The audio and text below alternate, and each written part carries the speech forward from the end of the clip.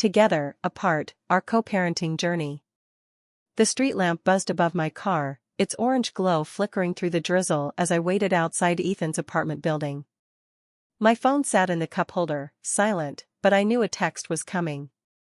Ethan was always late, never by much, but enough to make my fingers drum impatiently on the steering wheel. Tonight was Lily's first dance recital, and our 5-year-old had been twirling around the house for weeks, practicing her ballerina moves in a sparkly pink tutu. Missing it wasn't an option, even if it meant sitting next to my ex-husband in a crowded theater, pretending we weren't a tangle of awkward history. My phone buzzed. Asterisk Lily's ready. Be down in 2. Asterisk I snorted. 2 minutes in Ethan time meant at least 10. Co-parenting with him was like trying to choreograph a dance with someone who kept stepping on your toes, doable, but not without a lot of gritted teeth and muttered curses. Still, for Lily, I'd keep showing up, keep trying, even if it meant navigating the minefield of our past. The divorce had been final 2 years ago, a mutual decision after too many late-night fights and too little common ground. We'd been good once, back when Lily was a baby, when Ethan's goofy impressions could make me laugh until I cried. But somewhere between sleepless nights and clashing priorities, we'd lost each other. Now, Lily was the thread tying us together, the reason we couldn't just walk away. And tonight, her recital was the latest test of our ability to play nice. The passenger door swung open, and Lily clambered in, her tutu puffing around her like a cloud of cotton candy. "Mommy. I'm a ballerina," she squealed, her tiara slipping over one eye. "I see that, sweetheart," I said, reaching over to adjust her tiara. Her cheeks were flushed, her tiny ballet slippers dangling from her feet. "Where's Daddy?" "Getting my bag." She kicked her legs, her slippers smudging the seat. "He said I'm gonna be the best dancer ever." "Of course you are." I glanced at the rearview mirror as Ethan jogged toward the car, his hoodie soaked through. He looked the same as always, messy blonde hair, perpetually sheepish grin. The man who'd once been my partner was now my co-parent, my occasional frustration, and the guy who still forgot Lily's snacks half the time.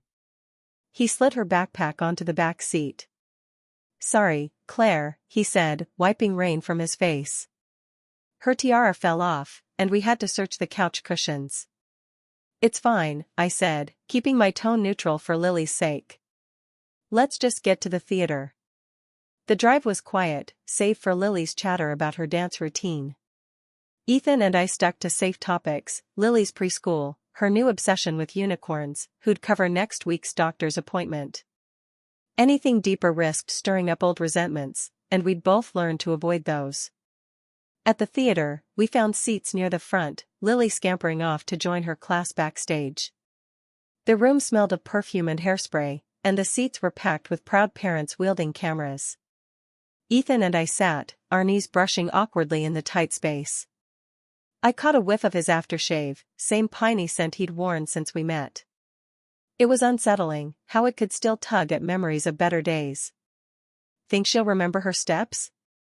Ethan whispered, his voice tinged with nerves. "She's got this," I said, more confident than I felt. Lily was a whirlwind, but stage fright was real. "She's been practicing nonstop." The lights dimmed, and the recital began, a parade of tiny dancers in tutus, some twirling gracefully, others stumbling adorably. Lily's group was third, and when she pranced onto the stage, her tutu bouncing, my heart swelled.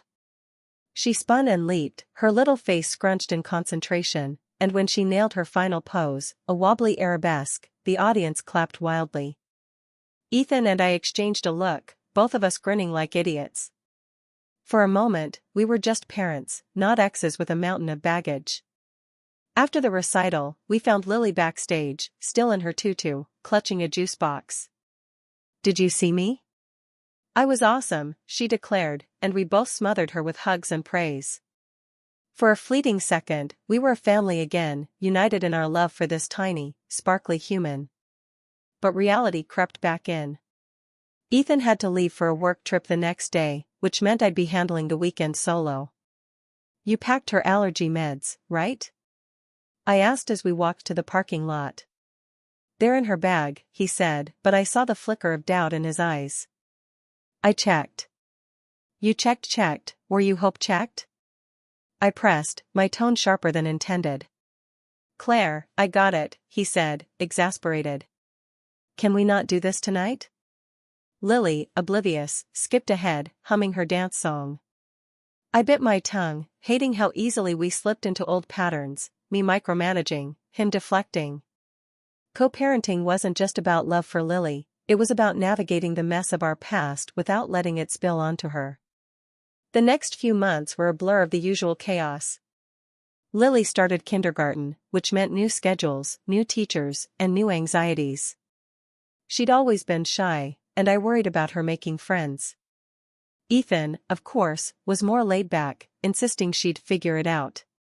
His optimism drove me up the wall, especially when I was the one fielding calls from her teacher about how Lily was eating lunch alone. One evening, after a particularly rough day, I dropped Lily off at Ethan's place. She was clingy, still adjusting to school, and I lingered in the doorway, reluctant to leave.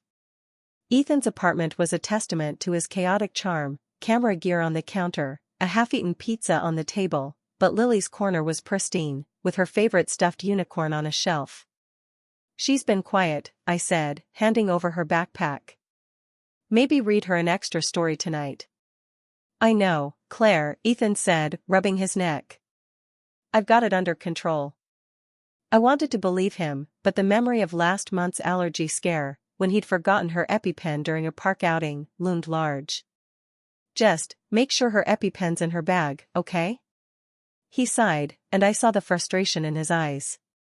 I'm not an idiot, you know. I care about her too. I never said you didn't, I snapped, then caught myself. Lily was watching us from the couch, her eyes wide. Let's not do this in front of her. He nodded, jaw tight, and I left, the door clicking shut behind me. Driving home, I felt the familiar knot in my chest.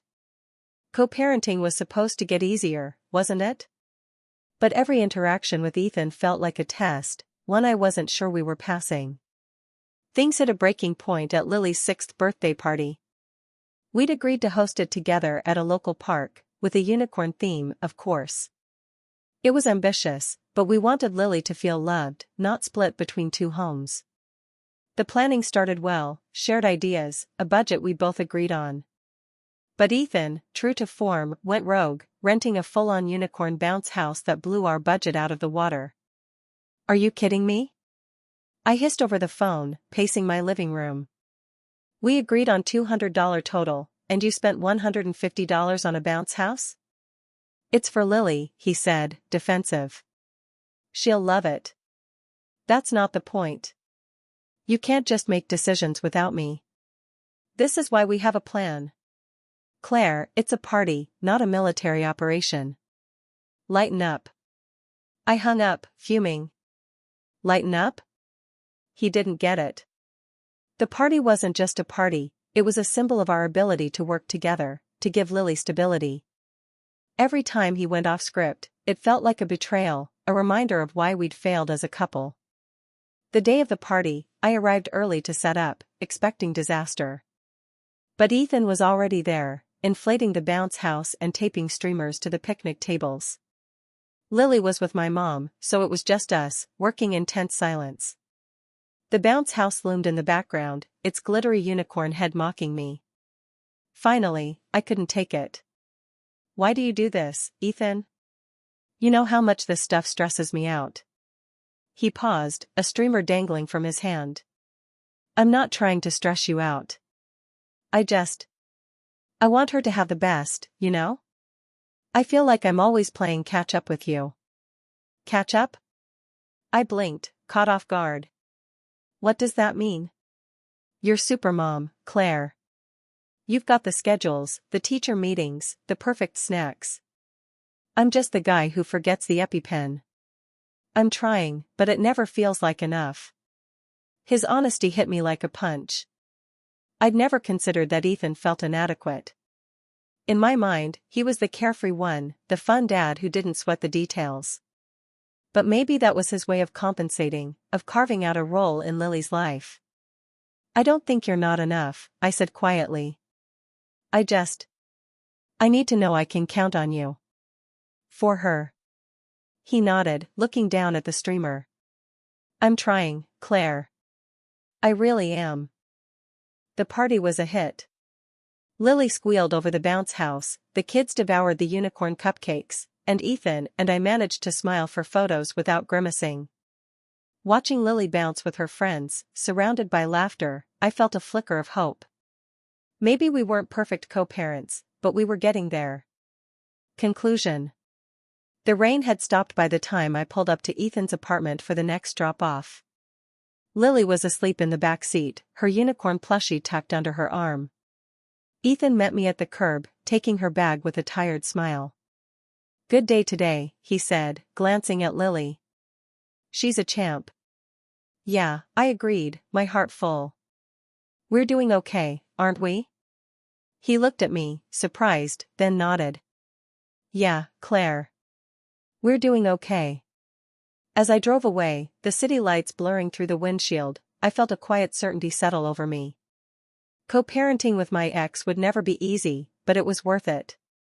For Lily, for us, for the family we'd always be, in our own imperfect way.